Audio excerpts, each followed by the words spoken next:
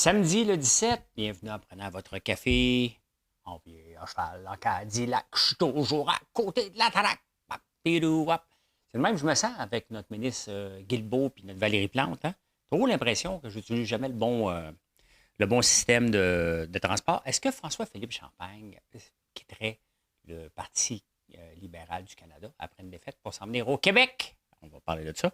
Ah, écoutez, je vais vous montrer une vidéo de OpenAI, ChatGPT, qui vient de donner un coup de barre dans les vidéos générées par l'intelligence artificielle, qui n'est pas encore disponible, mais très, très intéressant. 2 milliards, 13 milliards, la valse des milliards, 1 milliard pour la STM, on va parler de tout ça, des milliards. On parle juste de milliards maintenant. Dans le temps, on voulait être millionnaire, maintenant, on va être milliardaire. Hein?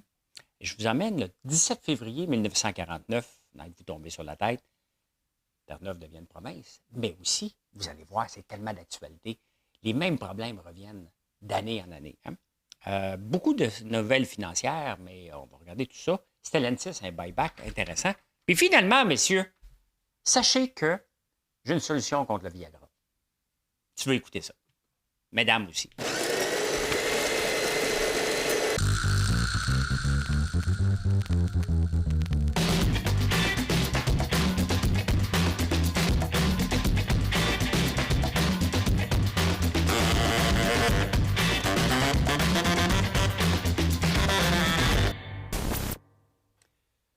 Il faut toujours se méfier de quelqu'un qui a déjà été dans Greenpeace. Hein?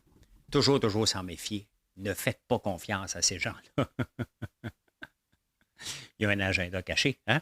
Stephen Guilbeault, notre ministre de l'Environnement du Canada, a déclaré cette semaine, c'est assez les nouvelles routes, on n'en a pas besoin d'en construire.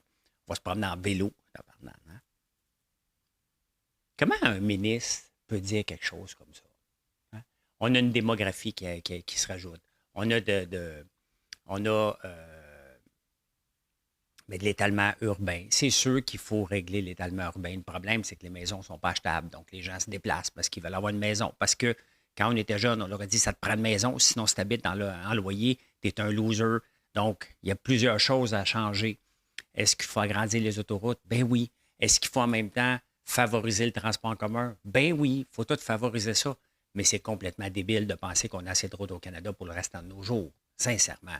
Sincèrement. Mais on le sait avec qui on dit. Le gars, quand même, il a escaladé, il a descendu en rappel la tour du CN. Il ne faut jamais, jamais l'oublier. Là. C'est un extrémiste. Donc, tranquillement, il passe ce message. Il faudrait juste lui dire, écoute, Stephen, sache que ton gouvernement a acheté overprice Trans Mountain pour sortir du pétrole et que tu viens d'approuver du pétrole aussi à Terre-Neuve. Voilà. OK. À un moment donné. Gardez bien la stratégie de Denis Coderre. Hein? Denis Coderre n'avait rien d'autre à faire chez lui, il s'emmerdait. Hein? Toute sa vie, il était sous les projecteurs en train de dire à peu près n'importe quoi. C'est ce qu'il fait en ce moment. Il dit à peu près n'importe quoi. Tant qu'il y a une caméra d'en face, un micro d'en face, il va continuer à dire n'importe quoi. Dans sa folie de dire n'importe quoi, il y a une chose quand même qu'il va le dire, c'est que là, il y a des noms qui commencent à sortir. On le sait que le Parti libéral du Canada n'a aucune chance. Vous êtes peut-être vendu au Parti libéral. Moi, je ne suis pas vendu. Je veux juste les mettre dehors. Je t'écrirai des voies dépensées. Arrive-Can est vraiment un exemple concret des dépenses folles de ce gouvernement-là. Donc, on ne les veut plus. Hein. Je ne peux même pas croire que quelqu'un les voudrait encore avec tous les scandales qui courent alentour de Trudeau. Donc, ils vont perdre. C'est évident. Hein? C'est évident, comme dirait l'autre. Maintenant, qu'est-ce qui va arriver de Mélanie Joly? François-Philippe Champagne, qui voudrait être le chef du parti, est-ce qu'il va essayer de... Parce que Trudeau va partir, bien entendu. Donc, est-ce que François-Philippe Champagne va se coller là ou il va venir au Québec? Son nom circule. Il y a Guy Cormier de la Caisse Desjardins. Ça ne sera pas Coderre. Mais Coderre va pouvoir dire, grâce à moi, ben voici ça, puis il va peut-être avoir un petit job après ça on the side. Ça ne sera pas lui. Ça ne sera pas lui, pantoute. Mais ça va réveiller des gens et c'est tant mieux. Et je vous amène, sincèrement, si vous n'aimez pas l'intelligence artificielle, regardez pas cette vidéo-là, vous allez capoter. Ben raide. Regardez ça. La vidéo d'en haut a été générée par une nouvelle technologie de ChatGPT qui n'est pas encore disponible. L'ancienne, je l'ai déjà testée, Runaway Gen 2, celle qui est en bas. Bon, ceux qui sont en podcast ne peuvent pas le voir, là, mais vous pouvez aller voir un peu partout, mais surtout sur X ou directement sur le site de ChatGPT, d'OpenAI, Sora, S-O-R-A. La qualité des images, elle est exceptionnelle, mais vraiment à un autre niveau. Puis ChatGPT, toutes les fois qu'il y a un concurrent, parce que là, il y a de la concurrence dans l'intelligence artificielle. Il y a Gemini, il y en a d'autres qui s'en viennent, il y a Grok de X, donc ça bouge à une vitesse phénoménale. Et c'est pour ça qu'il y a des titres comme NVIDIA, ARM, puis tous les gens qui sont impliqués dans la fabrication de puces pour l'intelligence artificielle, les actions explosent parce que ça prend du jus pour être capable de rouler ça. Mais je repense encore à la cité du cinéma qu'on veut bâtir à Laval sur des terres agricoles, sincèrement. Déjà que dans les journaux, on parle déjà que Melz en arrache. Montréal qui est parti de 3e rang mondial au 10e rang mondial pour la production cinématographique. Donc, on en a de moins en moins. Mais sincèrement, je vous montre encore cette vidéo-là. Regardez ça. Moi, j'ai tellement hâte de faire, je vais le dire en anglais, là, A Dragon Eating Cotton Candy. Baby Dragon Eating Donuts Before Going Back to School. Les vidéos à faire sont exceptionnelles, intéressantes. J'espère qu'on va avoir ça dans les prochains mois. Mais pour une entreprise comme moi, l'utilisation de la technologie me permet, puis j'ai toujours aimé être à l'avant-garde de la technologie, et ça me permet de me démarquer de ma concurrence et de me positionner de plus en plus. Mais c'est un travail à long terme. Mais si je travaille dans l'industrie du cinéma et je vois ça, sincèrement, je commence à être inquiété. Là. Il n'y a plus de raison d'avoir des gros plateaux. Tout peut se faire de plus en plus. Et on est juste au balbutiement. Regardez, il y a un an, c'était des vidéos poches. On a vu Will Smith manger du spaghetti. La spaghetti tombait à côté de sa bouche. On est déjà ailleurs un an plus tard. Et j'ai comme l'impression que ChatGPT a tellement de nouvelles technologies en cachette que dès qu'il y a un concurrent qui se présente, il en sort une nouvelle pour annoncer de plus en plus. Là, maintenant, qu'est-ce qui va se passer? Bien, on va avoir Yoshua Bengio, notre champion ici, qui va sortir. Là. Ça va arriver dans les prochains jours. Il va dire ça, c'est inquiétant parce qu'on pourrait faire changer les élections américaines avec une vidéo comme ça. Il ne faut pas que ça aille sur le marché. Il faut avoir peur de ça parce que c'est notre peureux en chef. Hein? Alors que on aurait dû être un leader mondial. On ne l'est pas pantoute. Il faut arrêter de se raconter. Regardez, ça, c'est du leadership, sortir quelque chose comme ça. Ici, on va juste dire qu'il faut réglementer. Il ne faut pas laisser ça sur le marché. Ça va tomber dans les mains des mauvaises personnes. Du deepfake, il y en a déjà. Il y en a déjà, mais moi, je souligne ça. C'est capoté. Maintenant, qu'on voit ça, qui s'en vient. On est le gouvernement. Est-ce qu'il doit donner de l'argent aux cités du multimédia, de l'industrie cinématographique pour pas qu'ils se modernisent? Là, Melz, qui appartient à TVA, on dit qu'il était pour utiliser l'intelligence artificielle pour faire les sous-titres. Mais c'est sûr, ça se fait tout seul. Tu peux faire une vidéo avec CapCut, tu parles, puis après ça, est tout traduit, tu corriges les erreurs, puis bingo, tu es en business. Ça prend 2 secondes à faire. Donc, ça serait ridicule de ne pas le faire. Mais est-ce qu'on doit mettre de l'argent maintenant dans les vieilles technologies? Le gouvernement va le faire parce qu'on est imbécile, mais c'est plus ça maintenant. Il faut mettre juste de l'argent dans les nouvelles technologies puis dire aux gens, si tu n'adaptes pas la nouvelle technologie, on ne t'en donnera pas. Il va y avoir des coupures. Ben oui, mais c'est comme ça. C'est comme ça à évoluer. On n'a plus de typographes comme avant. On n'a plus des anciens métiers. Des chapeautiers, là, il n'y en a plus, ou très peu. Pourquoi? Parce qu'on a changé. Maintenant, on achète des casquettes. On achète des casquettes. On n'emporte pas de casquettes. Trop des beaux cheveux. Fait trop des beaux cheveux. Pour mettre une casquette, tabarnak. Je peux même pas des beaux cheveux. Comme toi, les cheveux, le bouilleux. Hey non, je suis le meilleur vendeur, ambassadeur de mes produits. Voilà. Pourquoi je me couperais les cheveux? Hein? 2 milliards pour démolir le stade, 13 milliards pour la francisation, 1 milliard de plus pour la STM. On est devenu complètement débile. On nous ment. Hein? Non seulement qu'on nous cache quelque chose, on nous cache des choses lors qu'on demande des comptes à nos élus. Hein? Il y a envoyé tout ça caviardé, là. Mais on nous ment, ben raide. Ça ne coûtera pas 2 milliards, le stade olympique. Hein? Kaboum! OK, il n'y aura plus de métro pendant un bout. OK, on va faire des autobus jusqu'à la prochaine, puis on va tout réparer après. Là. À un moment donné, tout s'arrange. Là. C'est complètement ridicule, mais pour nous justifier un toit, pour nous justifier un funiculaire, donc 2 milliards. Là, on arrive à 13 milliards pour la francisation. Voyons donc, tabarnane. parce qu'on accueille des immigrants qui ne parlent pas français, on va mettre 13 milliards. Savez-vous c'est quoi 13 milliards? 1 milliard, là, c'est 5 fois et demi la place Ville-Marie avec des billes empilées, avec des billes de sang empilées un par-dessus l'autre. C'est ça. Arrêtons de capoter, là. Vous capotez bien raide sur des milliards. C'est énorme. 13 milliards pour la francisation. On va vous régler un cours assez solide. On va accepter qu'ils ne parlent pas français. On va économiser 13 milliards. Puis, ceux qu'on accueille parce qu'on n'a pas le choix des réfugiés, ceux qu'on accueille parce qu'on les choisit, bien, ils vont parler français avant d'arriver. On n'a pas une scène à le mettre dessus. C'est réglé, là. On ne mettra pas 13 milliards pour la francisation, là. On va le faire parce qu'on est con. Mais à un moment donné, tu dis, ben écoute, regarde, c'est normal.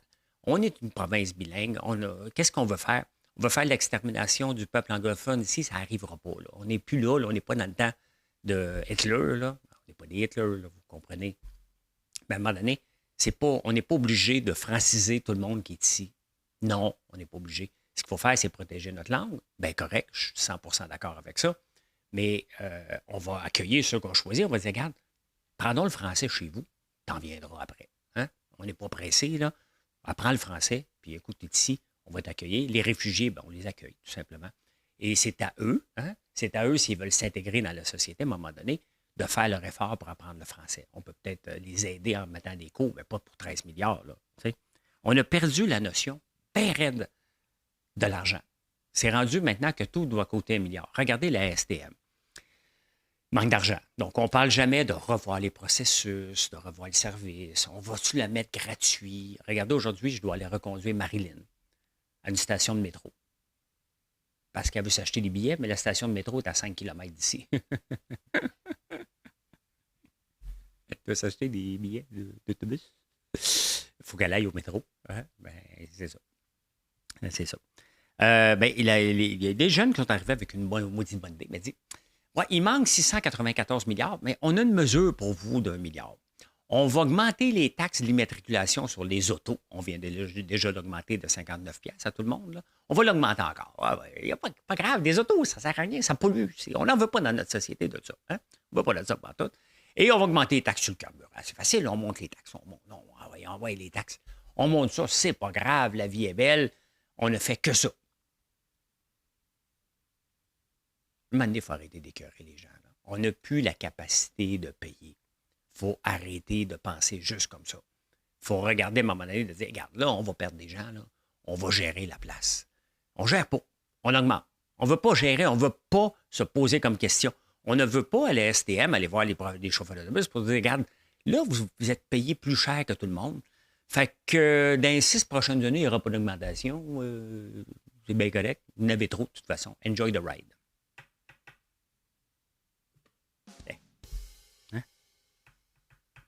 on ne parle plus de la grève parce que les négociations avec le Front commun, parce qu'on pense que c'est terminé, mais non. Il reste la Fédération des infirmières du Québec et infirmiers du Québec, la FIC, qui, ça passe pas bien avec Christian Dubé cette fois-là. Et parce que Christian Dubé demande de la flexibilité. Les autres disent, no, oui, qu'on va avoir de la flexibilité. Moi, j'ai le goût de dire à Christian Dubé, laisse donc tomber la flexibilité parce que dans le domaine de l'éducation, vous l'avez demandé et on ne l'a pas eu. Donc, pourquoi chicaner pour quelque chose qu'on n'aura pas à la fin? Fait juste pas le donner. Hein? Laisse gérer les syndicats parce que c'est ça qui va arriver à la fin. Ça ne donne rien d'essayer de gérer. Là. C'est soit que tu es fou en lock-out. Si Christian Dubé avait du courage, il dirait, regarde, c'est ça, vous ne voulez pas le faire, lock-out. As-tu le courage de faire ça? Ben non. Ben non. Mais c'est ça que ça devrait faire à un moment donné. Si on ne s'entend pas sur quelque chose qui est primordial pour l'employeur, ben, tu arrêtes de négocier. Point final. Point final, tabarnouche. Hein? Non, il y a point final. Est-ce que c'est un pléonasme? Est-ce que c'est un pléonasme, ça? Point final. Hey, ben, on s'en va le 17 février 1949. En 1949, première chose, Terre-Neuve acceptée comme 10e province. Enfin, hein, Terre-Neuve était la dernière province. Les communes approuvent par un vote de 140 voix contre 74 l'admission de l'ancienne colonie dans la Confédération canadienne. Ça s'est passé au mois de février 1949. Mais c'est pas ça que je vous amène ce matin. Je voulais juste vous en parler. Pour se souvenir, hein? Forte résistance secrète à Moscou. Regardez ça. Ces mouvements clandestins groupent de 200 à 400 000 hommes en Ukraine, en Pologne et dans tous les États satellites. On est en 1949, la chicane est déjà pognée entre l'Ukraine et Moscou. C'est pas d'hier, hein? C'est pas d'hier. Ce qu'on voit là en ce moment, c'est une accumulation de plusieurs années, mais regardez. L'armée bien entraînée des partisans ukrainiens, forte de 50 000 à 200 000 hommes russes, combat les troupes régulières russes et polonaises depuis mai 1944. Elle cherche à libérer l'Ukraine du joug soviétique et polonais. On est encore là. Donc, l'Ukraine était devenue indépendante. La Russie a dit non, ça nous appartient, fait qu'on revient. On est en 1949. 1949, on est encore, je n'étais pas né, donc combien? 80 ans plus tard, même chicane. On va pouvoir ouvrir les journaux, si ça existe encore dans 80 ans, il va y avoir encore la même chicane. Des chicanes qui ne se terminent plus. Regardez comme le Liban. Les chicanes entre musulmans et chrétiens sont là pour toujours. Ils étaient là depuis 2000 ans. Ils sont là pour tout le temps, tout le temps, tout le temps, tout le temps, tout le temps. Hein? Ça va en finance. Ça va en finance.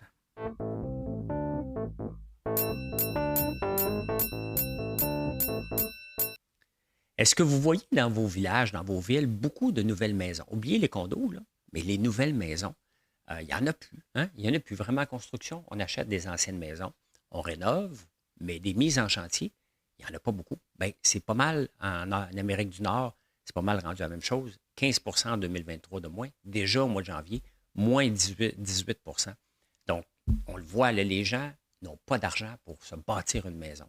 Alors qu'avant, c'était rare parce que quand je lis les journaux du passé, on disait, regarde, venez acheter une maison usagée. Tu sais? On ne parle plus du mot usagé, on achète une maison aujourd'hui, c'est normal. Mais des mises en chantier à partir de zéro, il y en a de moins en moins. Certainement à Brossard, un peu partout, là, mais c'est moins 18 C'est normal. L'accès à la propriété, c'est pas à cause, mais c'est aussi, c'est pas juste à cause des taux d'intérêt, c'est que construire une maison avec les normes fait que c'est plus abordable. C'est ça qu'il faut revoir dans la construction. Là, on a essayé de revoir l'école, ça n'a pas marché. Là, on essaie de négocier avec les infirmières, ça ne marche pas. Mais il y a le milieu de la construction aussi qu'il faut faire le ménage là-dedans. Donc, le gouvernement de la CAQ est pogné avec tous des vestiges du passé, mais sauf qu'il y avait un premier mandat où il aurait pu en faire un petit peu plus qu'il n'a pas fait. Là. Donc, on est pogné avec ça maintenant. Ça coûte cher de bâtir une nouvelle maison avec toutes les règles. Et il y a encore une pénurie de main-d'œuvre. La beauté, c'est que la pénurie de main-d'œuvre commence à se calmer. Dans les restaurants, maintenant, ils ont le staff qu'ils veulent.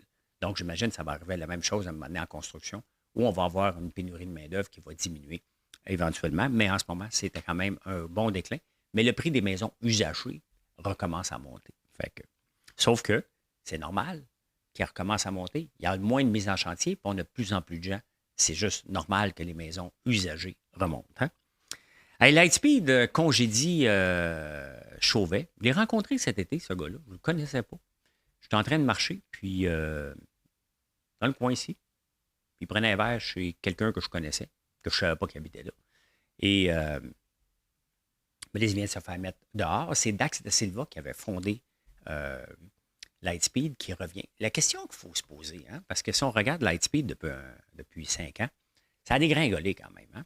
Ça a monté beaucoup et ça a revenu à la base, qui sont dans le commerce électronique. Pourquoi Dax da Silva, qui a fondé cette entreprise-là, s'est tassé? Hein?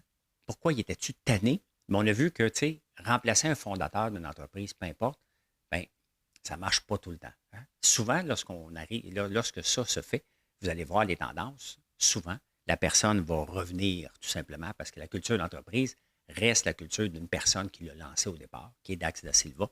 On va voir, mais il a dit on va être efficace par en dedans. Les revenus, à un moment donné, ne peuvent pas monter tout le temps, mais on dit qu'il était pour mieux gérer l'intérieur. Donc, c'est pour ça que l'autre a été congédié, tout simplement. Il n'était pas capable de gérer ni la croissance, ni le staff. Il avait mis 300 personnes dehors au mois de janvier, mais ce n'était pas assez. Hein? MTY, pendant qu'on est là, MTY, ça, c'est Valentine, c'est Taille Express, en prend toute une débarque. Et pourtant, si on regarde ce titre-là, aussi, Max, c'était toute une progression. Là. Ça fait longtemps qu'on entend parler d'MTY, qui était presque la nouvelle invention. Là. Ici, ça a tombé parce que les centres d'achat étaient fermés, parce qu'ils sont beaucoup dans des centres d'achat. Ça a remonté, et là, ça redescend, mais quand même, hein, si tu avais acheté au tout début, encore à l'an 2000, tu aurais un rendement de 3000 %. Donc, c'est intéressant, mais là, ça prend toute une débarque si on regarde dans les 5 derniers jours. Et pendant ce temps-là, pendant qu'MTY tombe, bien, Tim Hortons va bien. Tim Hortons a rapporté des bons chiffres, Burger King aussi. Donc, c'est pas tout le monde qui en arrache. C'est peut-être le modèle d'affaires qui était bon, le modèle d'être dans des centres d'achat, qui était efficace. Maintenant, les gens, ce qu'ils vont acheter du linge, puis ils disent, ouais, m'ont mangé avant parce que ça finit par coûter cher. Il y a un réajustement, c'est bien évident, là. Donc, voilà. Hein? On continue, on continue, on continue. Ça, c'est pas tout de suite. Ah, mais justement, en parlant de vente de détail au mois de janvier, ça a tombé. Ben, regardez, Home Improvement Store, moins 4, moins 4 %. Donc, ça, c'est les Canadian Tire qui ont rapporté des mauvais chiffres. Home Depot, toutes les bouclières, toute cette gang-là ont rapporté une diminution. Les gas stations aussi, les autos, ont se déplacent moins. Les électroniques, les télévisions. Ce qui a augmenté beaucoup, c'est les restaurants et bars, quand même. Hein? Une augmentation d'1 %. Et la bouffe, ben, il y a toujours de l'inflation, donc un autre 1 %. Mais le retail a diminué, le commerce de détail, au mois de janvier. Puis, bon, c'est normal un peu. D'ailleurs, il faut se poser des questions par rapport à nos habitudes. Hein? Vous achetez du linge combien de fois? Hein? Est-ce que vraiment, regardez le linge que vous avez, puis Pierre-Yves McSween en parlait, puis j'achète très, très peu de linge. Là. J'utilise mon linge, je fais des matchs, puis j'achète des bobettes. Tu sais, ça j'ai investi beaucoup dans les bobettes, parce que les bobettes trouées, c'est jamais un winner. Là, tu sais. Mais bon, hein? Et bien, je vous amène encore voir un stock, parce que ça représente tout le malaise qu'il y a. Ben, regardez, c'est Stellantis qui monte en flèche. Pourquoi? Pour la simple, regardez, depuis 5 jours, ils ont rapporté des chiffres qui étaient bons. Stellantis et Chrysler, Fiat, puis tout ça. Hein? Mais là, ils ont dit, ouais, OK, parfait.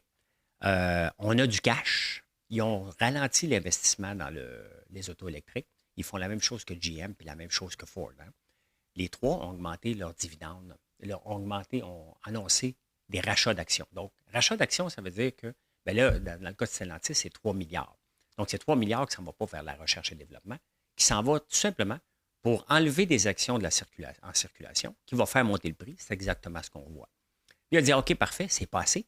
On va augmenter le dividende de 16 %. Donc, il va donner 4 milliards en dividende. Donc, Chrysler, au lieu d'investir dans les autos électriques, redonne aux actionnaires 7 milliards. C'est énorme. C'est énorme. Mais ça représente quoi? Un laisser-aller de l'auto électrique. De dire, regarde, on n'investit plus là-dedans. Pourquoi? Parce que le client n'est pas prêt. Donc, malgré tout l'argent de Biden, malgré tout l'argent qu'on met ici, on essaie d'aller plus vite que le consommateur est prêt à aller. Les gens veulent acheter des chars. Hein? Des chars à gaz pour avoir la paix. Donc, ben c'est ça que ça donne en ce moment. Donc, les compagnies achètent des actions, puis ils se disent sûrement, le gouvernement va régler le problème si on a des problèmes en 2035. Pour le moment, on va en donner le maximum à nos actionnaires. Comme ça, si on perd, bien, au moins, ils n'auront pas chier là, on va leur avoir donné. Ils ne disent pas ça comme ça, mais c'est à peu près ça. Hein? Ils empochent, ils ramassent ce qui traîne. On en profite pendant que la manne est là, parce que la manne est là. On ramasse le plus possible, puis on verra plus tard.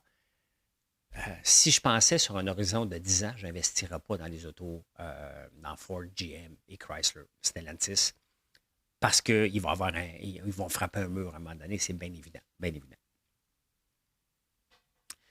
Le yen japonais, le Japon que j'ai étudié en 1990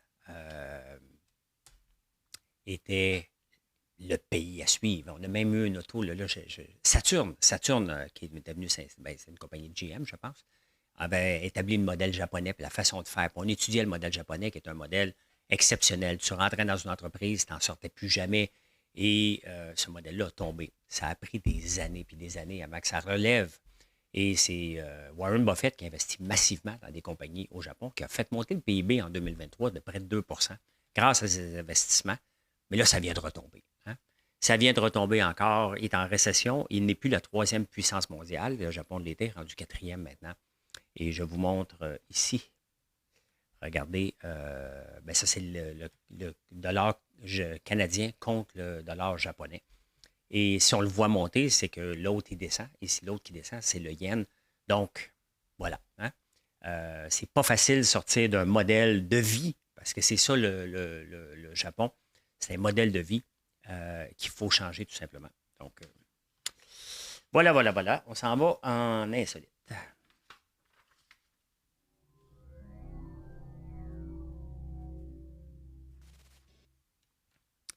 Oh là, je ne sais pas comment le dire, hein, mais la revue Science est sortie sur une étude très sérieuse sur l'érection masculine. Une étude masculine, féminine? Ben, écoutez, hein. Donc, plus on est en érection, c'est drôle, mais c'est scientifique. Plus on est en érection, plus qu'on fabrique des fibros, quelque chose, des cellules, dans le fond. Hein? Ça aide à fabriquer des cellules. Donc, plus qu'on l'est, plus qu'on va avoir de la facilité à en avoir. Donc, messieurs, dames, la balle est dans votre camp. Moi, j'ai dit ce que j'avais à dire là-dessus. Donc, il faut en avoir souvent. Maintenant, ça vous appartient. Moi, je ne ferai pas de joke de mon oncle ici. Je ne ferai rien. Si vous êtes en couple ou vous ne l'êtes pas, vous prenez la science entre vos mains.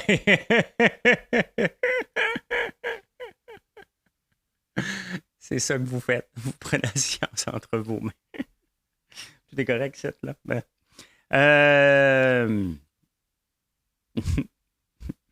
Attendez un peu. Quoi d'autre que je veux vous montrer là? En Californie, il y a plu beaucoup, hein? Mais vraiment beaucoup. Et regardez, c'est pas ça, c'est pas FBI qu'on veut voir. Des maisons de riches en Californie. C'est dans quelle ville, ça? Dans la Pointe, la ville côtière.